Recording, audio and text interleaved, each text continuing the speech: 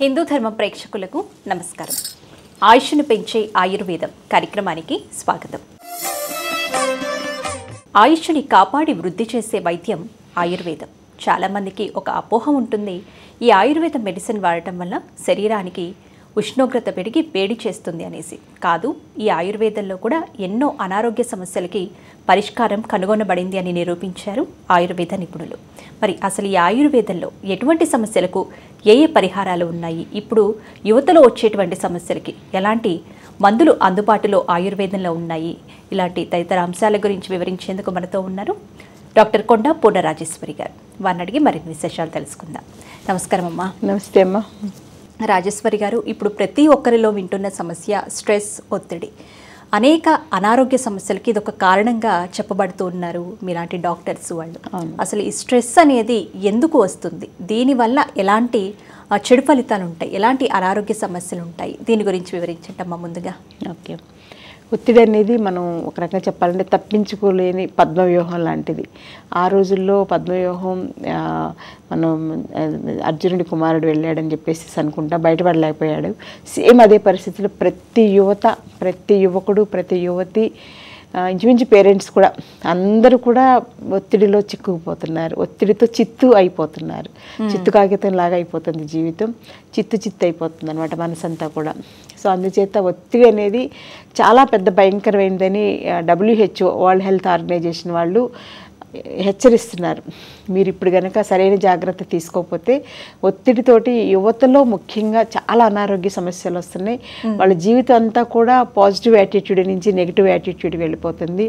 వాళ్ళకి జీవితం అంతా కూడా నిరాసక్తితో వస్తుంది. ఏముందిలే అన్నట్టు ఒక రకమైనటువంటి నెగిటివ్గా బ్రతికేస్తున్నారు. సో ఒత్తిడిని తగ్గించడంలో ప్రతి దేశం చాలా ప్రధాన పాత్ర పోషించాలని చెప్పేసి అందరికీ వాళ్ళు హెచ్చరికలు రిలీజ్ చేస్తున్నారు WHO వాళ్ళు.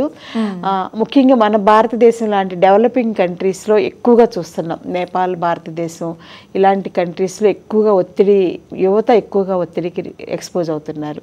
సో వీటికి అందులో ఏంటంటే 2 కేటగిరీస్గా వాళ్ళు డివైడ్ చేశారమ్మా. అదేంటంటే జనరేషన్ జెడ్ అంటే 1997 నుంచి 2012 వరకు పుట్టిన వాళ్ళు జనరేషన్ జెడ్ కోవలోకి వస్తారు. అలాగే 2012 నుంచి ఆ పైన పుట్టిన పిల్లలు అంటే ఇప్పుడు వరకు 25 వరకు ఉన్న వాళ్ళు జనరేషన్ ఆల్ఫా. సో వీళ్ళిద్దరూ, ఈ జనరేషన్స్ రెండు కూడా ఎక్కువగా ఒత్తిడికి చిత్తైపోతున్నారు. అలానే మిగిలిన వాళ్ళకి లేవని కాదు. సో ఒత్తిడి వల్ల ఏంటంటే 14 సంవత్సరాల పిల్లల దగ్గర నుంచి 40 సంవత్సరాల పిల్లల్లో చాలా మార్పులు వస్తున్నాయి. చాలా ఆరోగ్యపరంగా కానీ, వాళ్ళ మానసిక విధానాలు కానీ, వాళ్ళ బిహేవియర్ ప్రాబ్లమ్స్ కానీ, సమాజంతో వాళ్ళు కలిసిపోవడం కానీ, ఇలాంటివన్నీ కూడా చాలా ఇబ్బందులు కలిగిస్తున్నాయి. దాంతోపాటు విపరీతమైన ఒంటరితనం అనేది కూడా ఎక్కువగా భరిస్తున్నారు. సో అందుచేత వాళ్ళకి చాలా రకాలైనటువంటి బిహేవియర్ ప్రాబ్లమ్స్ వస్తున్నాయి. అందులో ముఖ్యంగా ఏంటంటే ఒక రకమైనటువంటి ఆత్మన్యూనత అనేది వస్తుంది. తర్వాత ముఖ్యంగా స్ట్రెస్ వల్ల యాంగ్జైటీ వస్తుంది, అంటే ఆదుర్దాగా ఉంటుంది.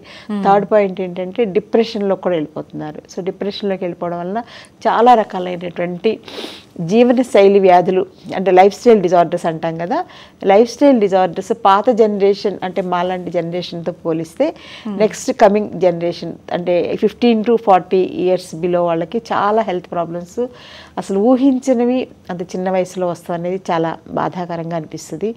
సో అందుకనే మనకి WHO వాళ్ళు కూడా మీరు ఎటువంటి కేర్ తీసుకుంటారో మాకు తెలియదు, పిల్లల్లో మాత్రం ఒత్తిడి మీరు తగ్గించకపోయారంటే దేశానికి కీలకమైన వాళ్ళు యువతరం. సో యువతరం ఆరోగ్యంగా ఉంటే సమాజం చాలా ఆరోగ్యంగా ఉంటుంది. చాలా వరకు సమాజంలో మనం చాలా మంచి మంచి పనులు చేయవచ్చు. వీళ్ళలో ఒక రకమైనటువంటి ఒత్తిడి వలన ఏంటంటే వాళ్ళలో పనిలో కార్యదక్షత అంటాం కదమ్మా, అది తగ్గిపోతుంది. సెకండ్ పాయింట్ ఏంటంటే సమాజానికి కూడా వాళ్ళ వలన ఆర్థికంగా బలహీన పడిపోతుంది. అంటే ఏంటంటే వాళ్ళు ఒక 5 years చేస్తున్నారు, 5 years తర్వాత వాళ్ళు వర్క్ చేయలేకపోతున్నారు. దానివల్ల సమాజానికి ఒక యువకుడు యువత తయారవ్వాలంటే మనం ఖర్చు పెట్టే కాలేజీలకి లక్షలే కాదు, సమాజం కూడా ఎంతో ఖర్చు పెడితే కానీ, గవర్నమెంట్ వాళ్ళు ఎంతో ఖర్చు పెడితే కానీ ఒక యువకుడు ఒక ఇంజనీర్గా కానీ ఒక డాక్టర్గా కానీ బయటికి రాడు. అలాంటి వాళ్ళు ఏంటంటే ఎక్కువ రోజులు చేయలేకపోతున్నారు. క్రియేటివ్ జాబు, ఒక రకమైన talented job, skilful job, maybe ఒక 5 years 10 years చేస్తున్న తర్వాత బలవంతంగా లాక్కొస్తూ చేస్తూ ఉంటారనమాట. సో దానివల్ల ఏంటంటే వర్కింగ్ క్యాలిబర్ తగ్గిపోయేసరికి ఇంత కష్టపడి ఇంత ఖర్చు పెట్టి చదివించిన చదువు అంతా కూడా వృధా అయిపోతుంది. దేశానికి కరెక్ట్గా సంపద వచ్చే టైంలో వీళ్ళంతా కూడా నిర్వీర్యమైపోతున్నారు. సో అందుచేత యువతకి ఒత్తిడి లేకుండా జీవనం అనేది చాలా ఇంపార్టెంట్. అందుకని మనకి WHO వాళ్ళు కూడా చాలా జాగ్రత్తగా యువతని మీరు జాగ్రత్తగా చిన్నప్పటి నుంచి కూడా ఈ ఒత్తిడికి గురవ్వకుండా కేర్ తీసుకోవాలని చెప్పేసి చెప్తున్నారు. అంటే ఈ ఒత్తిడి నుంచి మనల్ని మనం ఎలా కాపాడుకోవాలి, మనలో ఎలాంటి అవేర్నెస్ మనం తెచ్చుకోవాలి? ఓకే, మంచి ప్రశ్నమ్మా. ఇప్పుడు యాక్చువల్గా యువతలో ఒత్తిడి రావడానికి ఏంటంటే మనం ఒక్కసారి మన 50 ఏళ్ల క్రితం నుంచి మన జీవనశైలిని ఒకసారి గుర్తు చేసుకుంటే, పాత రోజుల్లో ఆడపిల్లలకి 15-20 సంవత్సరాల మధ్యలో పెళ్ళిళ్ళు అయిపోయి వెంటనే ప్రెగ్నెన్సీ అనేది పెద్ద ఇది లేకుండా కష్టం లేకుండా ప్రెగ్నెన్సీ వచ్చేసేది. ప్రెగ్నెన్సీ వచ్చిన వెంటనే 3rd month నుంచో 5th month నుంచో పుట్టింటికి తీసుకొచ్చేస్తారు శ్రీమంతం చేసి. సో పుట్టింట్లో ఉంచుకోవడం వల్ల ఆ అమ్మాయికి చాలా రిలాక్స్డ్గా ఉంటుంది. చిన్నప్పటి నుంచి పెరిగిన వాతావరణం, అక్కడ అమ్మ అన్నీ చూసుకుంటుంది, ఏం కావాలంటే అవి పెడుతూ ఉంటుంది, అడగడానికి మొహమాట పడక్కర్లేదు, ప్రశాంతమైన జీవితం, అలవాటైన ఇల్లు, అలవాటైన గుళ్ళు, అన్ని ఫ్రెండ్స్ అందరూ ఉంటారు ఊళ్ళో, చాలా సెక్యూర్డ్ లైఫ్ కదా. సో అప్పుడు ఏంటంటే ఒత్తిడి లేని అమ్మాయిని మనం ఊహించుకోవచ్చు. ఇప్పుడు ఏంటంటే లైఫ్ స్టైల్, అమ్మాయిలు ఉద్యోగంలో ఉంటున్నారు, పగలు రాత్రి తేడా లేకుండా జాబ్ చేస్తున్నారు. ఇప్పుడు ప్రెగ్నెన్సీ పీరియడ్లోనే సెలవు పెట్టేస్తే డెలివరీ అయ్యాక సెలవు ఉండదు కదా అని చెప్పేసి అలాగే ఓపికన్నా లేకపోయినా బలవంతంగా జాబ్ చేస్తున్నారు, నైట్ డ్యూటీస్ చేస్తూ ఉంటారు. స్ట్రెస్ ఉంటుంది, జాబ్ స్ట్రెస్ ఉంటుంది, ఇంట్లో పని వాళ్ళ స్ట్రెస్, ఇవన్నీ చాలా రకాల యాంగ్జైటీ, స్ట్రెస్, భయం ముఖ్యంగా. ఇంకోటి ఏంటంటే ఇప్పుడు ప్రెగ్నెన్సీస్ అన్నీ ఈజీగా ఏమీ ఉండట్లేదు, విపరీతంగా మందులు వాడితేనే పిల్లలు పడుతున్నారు. సో ఈ మెడిసిన్స్ ఎఫెక్ట్, ఇవన్నీ కూడా ఒత్తిడికి ముఖ్యమైనటువంటి కారణాలు. సో ఒక అమ్మాయి ప్రెగ్నెన్సీగా ఉన్న టైం నుంచి కూడా మనకి ఒత్తిడి కలగడానికి సమాజం చాలా ఎక్కువగా ఉంది. అందులో కొంతమంది ఏంటంటే కొంచెం ఏదో ఒక ట్రబుల్ వచ్చినట్టు హాస్పిటల్లో జాయిన్ అవుతారు. సో త్రూ అవుట్ ప్రెగ్నెన్సీ హాస్పిటల్లోనే ఉండిపోతారు, బెడ్ రెస్ట్ అని చెప్పేసి హాస్పిటల్లో ఉంచేస్తారు. హాస్పిటల్లో ఉంటే ఆ మందులు, ఆ ప్రభావాలు, డాక్టర్స్, నర్సులు, ఈ రకరకాల టెన్షన్స్, ఆల్రెడీ వాళ్ళకి కొంచెం బీపీ ఉండడం, ఇవన్నీ ఉంటాయి కదా ప్రాబ్లమ్స్. దాని వలన ఆ ఒత్తిడి వలన పుట్టే పిల్లల మీద అమ్మ ప్రెగ్నెన్సీతో ఉన్నప్పటి నుంచి కడుపులో ఉండంగానే ఒత్తిడితోటే పుడుతున్నారు వాళ్ళు. సో దాని వలన పిల్లలకి ఒత్తిడి అనేది మోస్ట్ కామన్ అయిపోయింది. అలాగే పెంచేటప్పుడు కూడా మనం అపురూపంగా అమ్మ తుమ్మితే దగ్గితే కంగారుగా ఉంటుంది, తల్లులో యాంగ్జైటీ చూసి పిల్లల్లో కూడా తెలియకుండా యాంగ్జైటీ వచ్చేస్తుంది. సో నెక్స్ట్ స్కూల్లో కూడా చిన్నప్పటి నుంచే పుస్తకాలు మోయించడం, టైం ప్రకారంగా డిసిప్లిన్గా పరుగులు పెట్టించుకుంటూ వెళ్ళడం, అక్కడ హోంవర్క్లు ఎక్కువ, ఇదంతా కూడా ఒత్తిడి పిల్లల్లో ఆటోమేటిక్గా వద్దన్నా వచ్చేస్తుంది. పిల్లలు మెరిట్ స్టూడెంట్స్ అయినా ఒత్తిడికి గురవుతున్నారు, వెనకబడిన విద్యార్థులైనా ఒత్తిడికి గురవుతున్నారు. తర్వాత ఇంకెలాగో స్కూల్లో మార్కులతోటే కదా కొలమానాలు అంతాను. సో మార్కులు రావట్లేదు అని పేరెంట్స్, పిల్లలు, స్టూడెంట్, కాలేజీలోనూ అందరూ కూడా గొడవ చేసేయడంతో పిల్లలకి ఒత్తిడి తప్పనిసరి అయిపోతుంది. అలా పాపం కష్టపడి చదువుతూ ఉంటారు, వాళ్ళ ప్రయత్నం వాళ్ళు చేస్తారు. అందరికి ఫస్ట్ ర్యాంక్ రాదు కదా. 1000 మంది పిల్లలు ఉంటే 1000 మందికి ఫస్ట్ ర్యాంక్ వస్తే ఇంకా ఫస్ట్ ర్యాంక్ ఉపయోగం ఉంది. సో దాంతో పిల్లలకి ఒత్తిడి అనేది అమ్మ కడుపులో నుంచి చదువు వరకు కొనసాగుతూనే ఉంటుంది. తర్వాత వాళ్ళకి 20 ఏళ్ళకి జాబ్స్ వచ్చేస్తున్నాయి. చదువు అవుతూ ఉండగానే ప్లేస్మెంట్ వస్తుంది. ప్లేస్మెంట్ వస్తే ఒక రకమైన టెన్షన్, ప్లేస్మెంట్ రాకపోతే వాళ్ళందరికీ వచ్చింది, నాకు రాలేదు, పక్కవాడందరూ అమెరికా వెళ్ళిపోయారు, కెనడా వెళ్ళిపోయారు, నేను ఇండియాలోనే ఉండిపోయాను. అక్కడికి వెళ్ళాక అక్కడ ప్రాబ్లమ్స్ అక్కడ ఉంటాయి. అక్కడ చాలా డిసిప్లిన్, చాలా స్ట్రెస్ ఉంటుంది. జాబ్ రేపు ఉంటుంది, ఇవాళ ఉన్న జాబ్ రేపు ఉంటుందో లేదో తెలియదు. అక్కడ ఫుడ్ హ్యాబిట్స్, ఫుడ్ ఉండదు. ఇక్కడైతే అమ్మ పిలిచి గోరుముద్దలు తినిపిస్తే అక్కడ ఏమి ఉండవు కదా పాపం. సో ఇలా పిల్లల్లో ఒత్తిడి ఇంకా తప్పట్లేదు. సో అది మనం ఏంటంటే పిల్లల మార్కులు చూసుకుంటాం, పిల్లలు బాగున్నారు అనుకుంటాం, అమెరికా వెళ్ళాడు అనుకుంటాం, మన కొలమానాలు ఇవి.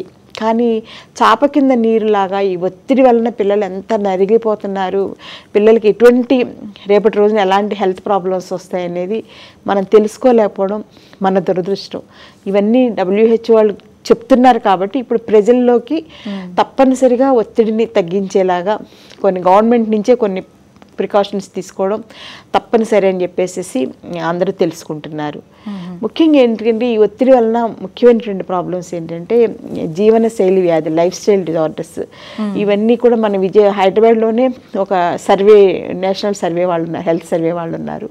వాళ్ళు చెప్పింది ఏంటంటే పిల్లల్లో 15 ఏళ్ళ నుంచి 40 ఏళ్ళ లోపల చాలా జీవనశైలి వ్యాధులు, లైఫ్ స్టైల్ డిజార్డర్స్. అందులో ఏంటంటే హైపర్ టెన్షన్ 18% పిల్లల్లో హైపర్ టెన్షన్ చూస్తున్నాం, 14% పిల్లల్లో డయాబెటీస్ చూస్తున్నాం, ఇంకా ఒక 10% పిల్లల్లో హార్ట్ అటాక్స్, 20-25 ఇయర్స్గా హార్ట్ అటాక్స్ మ్యాసివ్గా రావడం. అంటే వచ్చిన వాళ్ళు తిప్పుకోలేనంతగా అప్పటికప్పుడే కొలాప్స్ అయిపోతున్నారు. మనం కూడా చూస్తున్నాం కదమ్మా, ఎంతోమంది పెద్ద పెద్ద ప్లేయర్స్, పెద్ద పెద్ద సినిమా వాళ్ళు, పెద్ద పెద్ద వాళ్ళందరూ కూడా సడన్గా జిమ్కి వెళ్ళి ఎక్సర్సైజ్ చేస్తూ పట్మని అయిపోతున్నారు. సో అదంతే ఒత్తిడి వల్లనే అనమాట. సో అందుచేత ఒత్తిడి అనేది చాలా ప్రధాన పాత్ర పోషిస్తుంది. దాంతో పాటుగా ఈ లైఫ్ స్టైల్ డిజార్డర్స్, వీటితో పాటుగా పిల్లల్లో రకరకాల ఆటో ఇమ్యూన్ డిజార్డర్స్ అని, ఇంకా భయంకరమైన క్యాన్సర్ అని, అసలు psoriasis, rheumatoid arthritis, what not, migraine అని, అన్నిటికీ ముఖ్యమైనటువంటి కారణం ఒత్తిడి. ఈ ఒత్తిడి వల్లనే మనకి జాబ్, ఇన్ని రకాలైనటువంటి ప్రాబ్లమ్స్ వస్తున్నాయి. సో జాబ్ వలన విపరీతమైన ఒత్తిడి ఉంది పిల్లల్లో. ప్లస్ వాళ్ళు నైట్ అవుట్స్ చేస్తుంటారు, నిద్రలే ఉండదు, నిద్ర లేకపోవడం వలన చాలా ఒత్తిడి. అది ఎవరికి కనపడదు. సాఫ్ట్వేర్లో కూర్చుంటారు, చక్కగా ఏసీ రూమ్లో ఉంటారు, అన్ని ఫెసిలిటీస్ ఉన్నాయి, పక్కనే ఫ్రిడ్జ్ ఉంటుంది, ఫుడ్ ఉంటుంది, ఇంక వాళ్ళకే ఉంది, ఇంతమించి ఇంకేం కావాలి, వైట్ కాలర్ జాబ్ అనుకుంటాం. కానీ ఆ లైఫ్ స్టైల్లోనే అక్కడే వాళ్ళకి చాలా ప్రాబ్లం. ఎందుకంటే నైట్ మనం తీసుకోవాల్సిన ఆహారం 8-9 మధ్యలో తినేసేసి 10 అరౌండ్ నిద్రపోవాలి. కానీ వీళ్ళు ఏం చేస్తారు, 8-9కి డ్యూటీ ఎక్కుతారు, రాత్రి అంతా మెలుకుంటారు. ఒక రకమైన మెలుకు ఉండేసరికి మనకు కూడా ఆ రోజు ఏంటి ఆకలి ఎక్కువేసి ఏం తిందామని వెతుక్కుంటూ ఉంటాం కదా ఇంట్లో. వాళ్ళు కూడా ఏది కనపడితే అది బిర్యానీ అని ఏదో ఒకటి ఆర్డర్ పెడితే ఎక్కడికైనా వచ్చేస్తుంది కదా, ఫుడ్ ప్రాబ్లం లేదు. సో అర్ధరాత్రిలో ఫుడ్ తినడం వల్ల అది అరిగించుకోలేక శరీరం ఒక రకమైనటువంటి కొలెస్ట్రాల్ ఇవన్నీ బాగా బ్యాడ్గా పెరిగిపోతుంది, ట్రైగ్లిసరైడ్స్ ఇవన్నీ పెరిగిపోవడం వల్ల హార్ట్ మెయిన్గా ఎఫెక్ట్ అవుతుంది. దాంతోపాటుగా లైఫ్ స్టైల్ డిజార్డర్స్ అన్నీ కూడా అసలు వాట్ నాట్, ఏ జబ్బైనా రావడానికి పిల్లల్లో ఉండే ఒత్తిడే ముఖ్యమైనటువంటి కారణం. సో అందుకనే ఇప్పుడు ఇంటర్నేషనల్గా ఈ ఒత్తిడిని తగ్గించడానికి ముఖ్యంగా డెవలపింగ్ కంట్రీస్లో చాలా జాగ్రత్తలు తీసుకోవాలని చెప్పేసి వరల్డ్ హెల్త్ ఆర్గనైజేషన్ వాళ్ళు సూచనలు ఇస్తున్నారు. సూచనలు కాదు, డిమాండ్ చేస్తున్నారు. మీరు ఏం చేస్తున్నారు, మీ పిల్లల గురించి అలా ఎందుకు పట్టించుకోవట్లేదు మీరు అని చెప్పేసి చాలా ప్రెజర్స్ ఇస్తున్నారు. దీనిలో భాగంగానే మన గవర్నమెంట్ వాళ్ళు కూడా కొన్ని పనులు చేస్తే బాగుంటుందని ఆలోచిస్తున్నారు. కానీ మన సైడ్ నుంచి మనం పిల్లల్లో ఒత్తిడి తగ్గించడానికి ఎలాంటి కేర్ తీసుకోవాలనేది కూడా తెలుసుకోవడం, అవి వీలైనంత ఎక్కువ మంది అవి పాటించేలాగా మన ప్రయత్నం మనం చేయడం అనేది నా ధర్మంగా, ఒక వైద్యురాలుగా అది నా ధర్మం అని చెప్పేసి నేను అనుకుంటున్నాను. ఎందుకంటే అందరూ రకరకాల వ్యాధులు వచ్చాక వ్యాధుల గురించి చెప్తారు, కానీ అసలు రాకుండా పిల్లల్ని ఎలా కాపాడుకోవాలి, పిల్లల ఆరోగ్యం ఎలా కాపాడుకోవాలి, పిల్లలు ఆనందంగా ఉండడం ఎలా మనం చూడగలగడం. ఎందుకంటే ఆరోగ్యం బాగుంటే ఆనందంగా ఉంటారు. చాలామంది యూత్లో చూడండి, మీరు ఆనందం అనేది ఎక్కడ వాళ్ళ ఫేస్లో కనపడదు, నవ్వు అనేది కనపడదు. వాళ్ళ మట్టుకు వాళ్ళు ఏదో బిజీగా ఉంటారు, ఏవో ఫోన్ చూసుకోవడం, ఇంకోటో అలాగా ఎంటర్టైన్మెంట్లో పడిపోతున్నారు. కానీ మామూలుగా అసలు ఆనందం అనేది పిల్లల్లో కనపట్టలేదు. సో వాళ్ళని ఆరోగ్యంగా ఆనందంగా చూడాలి అనేది నా కోరిక. రాజేశ్వరి గారు, మీరు చెప్పినట్టుగానే 1 కాదు 2 కాదు అనేక సమస్యలకి ఈ ఒత్తిడే ఒక కారణంగా మారుతుంది. ఈ స్ట్రెస్ అనే దాన్ని తగ్గించడానికి ఆయుర్వేదంలో ఏమైనా మెడిసిన్లు ఉన్నాయా, ఏదైనా వైద్యం అందుబాటులో ఉందా? ఆయుర్వేదంలో అయితే మంచి మెడిసిన్స్ ఉన్నాయమ్మా, మంచి ట్రీట్మెంట్స్ ఉన్నాయి. అందులో ప్రధాన పాత్ర ఆహారం కూడా. నేను ఎప్పుడు చెప్తుంటాను కదా, అంటే తామసిక ఆహారం, రాజసిక ఆహారం తీసుకోవడం వలన పిల్లలకి ఒత్తిడి పెరుగుతుంది, సాత్విక ఆహారం తీసుకోవడం వలన ఒత్తిడి తగ్గిపోతుంది. సో మన సాత్విక ఆహారం అంటే చక్కగా మజ్జిగ అన్నం, చారన్నం, తర్వాత పాలతో చేసినటువంటి ఐటమ్స్, ఇలాంటివి గుజ్జు కూరలు, ఇలాంటివి ఇడ్లీలు, ఇంట్లో చేసినవన్నీ కూడా సాత్విక ఆహారంలోకి వస్తాయి. బయట దొరికేవన్నీ తామసిక ఆహారం, బయట నూడిల్స్ కానీ పిజ్జాస్ కానీ ఏవైనా సరే తామసిక ఆహారం, వాటి వలన ఒత్తిడి బాగా పెరిగిపోతుంది. ఇంకా రాజసిక ఆహారం అంటే స్పైసీ ఫుడ్స్, బిర్యానీలు కానీ ఫ్రైస్ కానీ ఇలాంటి బయట దొరుకుతాయి కదా, కూల్ డ్రింక్స్, ఇవన్నీ కూడా రాజసికంగా ఆహారాన్ని, దానివల్ల ఏంటంటే వాళ్ళకి లోపల చాలా అన్హ్యాపీ హార్మోన్స్ రిలీజ్ అవుతాయి. ఇవన్నీ తినడం వల్ల హ్యాపీ హార్మోన్స్ రిలీజ్ అయితే ఒత్తిడి తగ్గిపోతుంది. సో అది ఫస్ట్ పాయింట్. డైట్ కేర్ అనేది ఇంపార్టెంట్ అమ్మా. రెండోది, ప్రతి మనిషికి కూడా కొంచెం సన్లైట్ పడేలాగా, సూర్యకిరణాలు పడేలాగా వ్యాయామం చేయడం సెకండ్ పాయింట్. ఇంకోటి అంటే థర్డ్ పాయింట్, నిద్ర చక్క నైట్ 9-10 కల్లా పడుకుంటే మార్నింగ్ 6 వరకు పడుకోవాలి. సౌండ్ స్లీప్ అనమాట, 6 to 8 hours. కనీసం కొంతమందికి 4 hours 5 hours సరిపోతుంది. అలా అయినా తప్పనిసరిగా గుడ్ స్లీప్ అనేది చాలా ఇంపార్టెంట్. ఈ 3 మేజర్ 3 pillars ఆఫ్ ఆయుర్వేద అనమాట.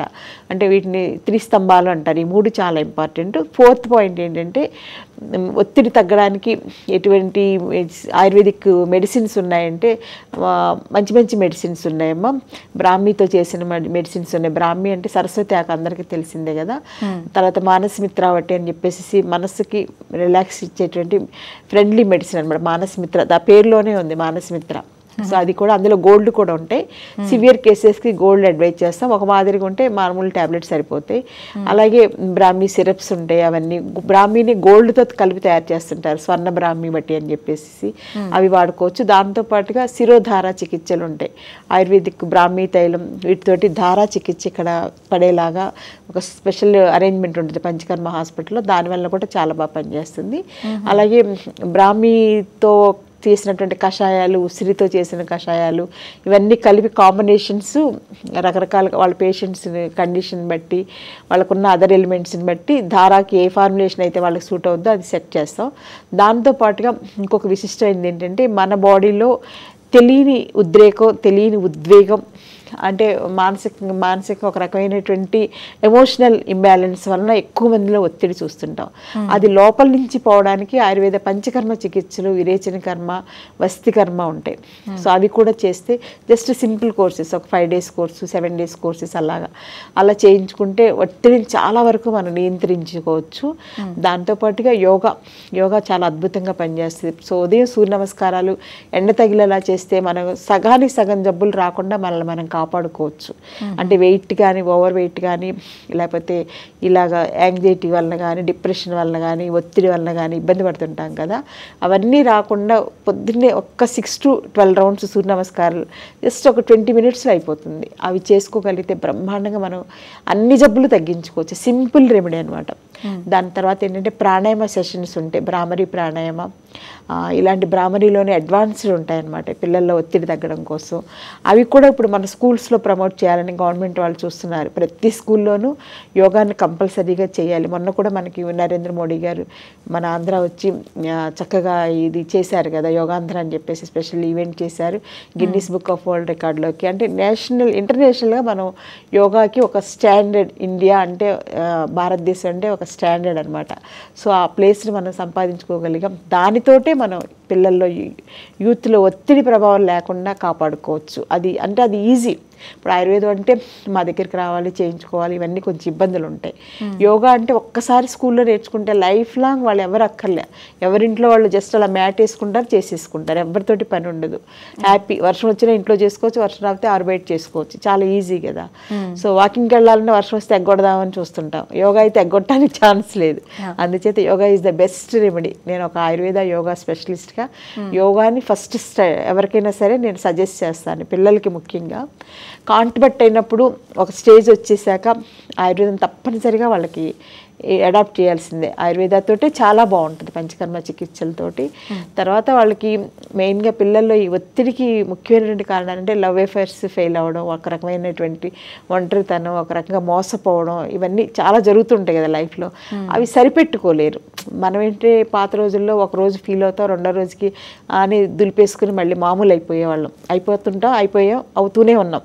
కానీ పిల్లలకి అది తెలియదు, ఆ టెక్నిక్ తెలియదు. ఇప్పుడు పిల్లలు ఏంటంటే సెన్సిటివ్గా గ్లాస్ బేబీస్ లాగా జాగ్రత్తగా పెంచుతున్నాం కదా, దానివల్ల వాళ్ళకి స్ట్రెస్ తట్టుకునేటువంటి శక్తి వాళ్ళలో తెలియట్లేదు. పేరెంట్స్ తోటి ఓపెన్గా చెప్పరు, బయట వాళ్ళకి ఎవరికి చెప్పరు, వాళ్ళే కుంగిపోతూ ఉంటారు. మోసపోయాం, ఇలాగా జరిగిందనో ఏవో ఉంటాయి కదా వాళ్ళ ఫీలింగ్స్. సో అవన్నీ ఓపెన్ అయ్యేలాగా సైకాలజిస్టులు కూడా చాలా ప్రధాన పాత్ర పోషిస్తారమ్మా. సో ప్రతి వాళ్ళకి ఆన్లైన్లో సైకాలజిస్ట్ తోటి పెట్టుకుంటే కనుక నాకు ఇలా ఉందండి ఏం చేయాలంటే వాళ్ళు చక్కగా గైడెన్స్ ఇస్తారు. వాళ్ళ వే ఆఫ్ థింకింగ్, ఎక్కడ మనకు బ్లాక్స్ ఉన్నాయి, ఎక్కడ మనం ఎమోషనల్గా బర్స్ట్ అవుతున్నాం, ఎక్కడ మనం ఇంటర్నల్గా ఉండిపోయాము అనేది వాళ్ళు కరెక్ట్గా గైడ్ చేయగలరు.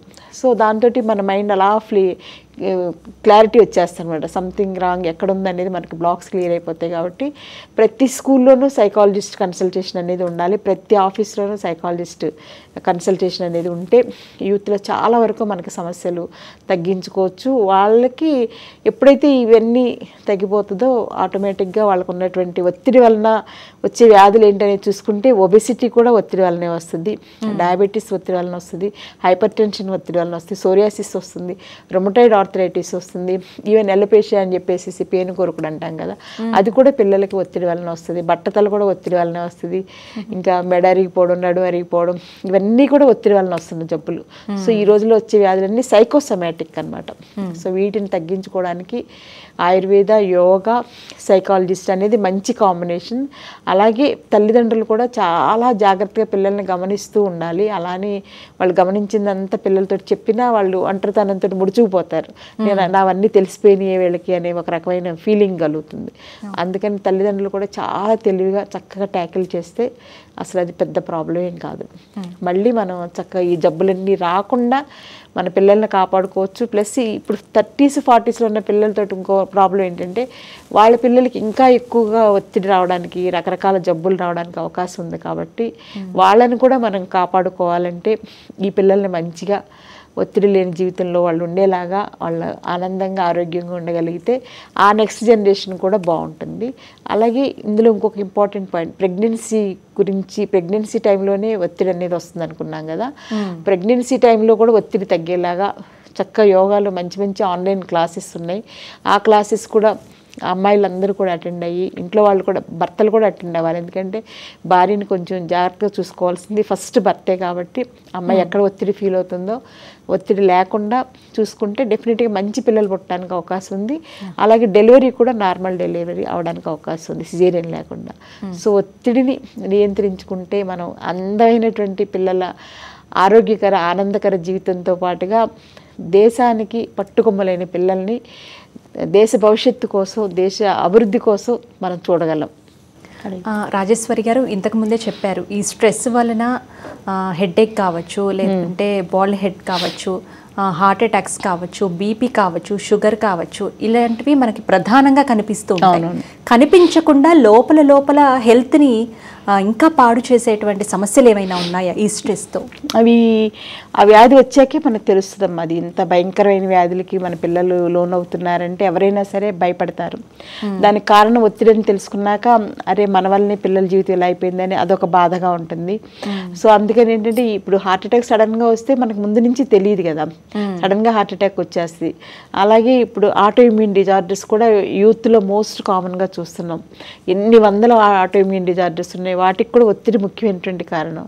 అలాగే ఆటో ఇమ్యూన్ డిజార్డర్స్ అన్నీ ఒక 5 నుంచి 10 ఏళ్లలో క్యాన్సర్ కింద మారడానికి అవకాశం ఉందని అధ్యయనాలు చెప్తున్నాయి. సో అందుచేత క్యాన్సర్ అంటే అందరికీ తెలిసిందే, most pathetic disorder in this period ఏంటి అంటే అది క్యాన్సర్. సో క్యాన్సర్ ఒకసారి వచ్చిందంటే ఇల్లు ఒళ్ళు అన్నీ గొల్ల చేసుకోవడం తప్పించి మనిషిని కాపాడుకోవడం చాలా కష్టం.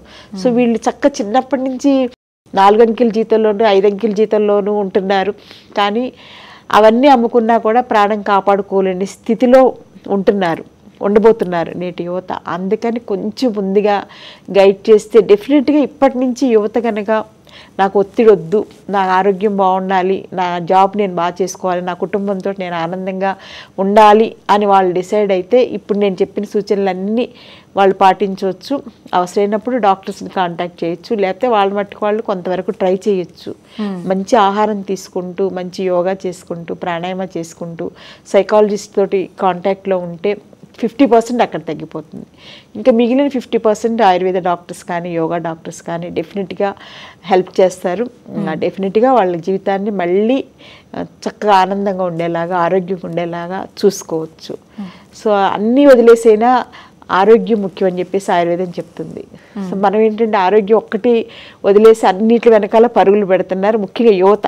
అందుచేత మళ్ళీ ఆరోగ్యం మహాభాగ్యం అనేటువంటి ఆలోచన యువతలో కలిగిస్తే మనం సక్సెస్ అయినట్టే. నెక్స్ట్ జనరేషన్ ఆరోగ్యంగా ఆనందంగా ఉండడంలో మనం ప్రధాన పాత్ర పోషించిన వాళ్ళు అవుతాం.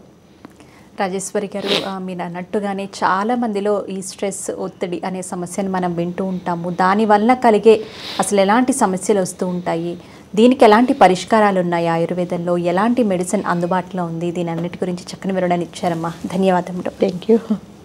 ఇదండి వంటి ఆయుష్ను పెంచే ఆయుర్వేదం కార్యక్రమం. తిరిగి మరొక ఎపిసోడ్లో మళ్ళీ కలుసుకుందాం. నమస్కారం.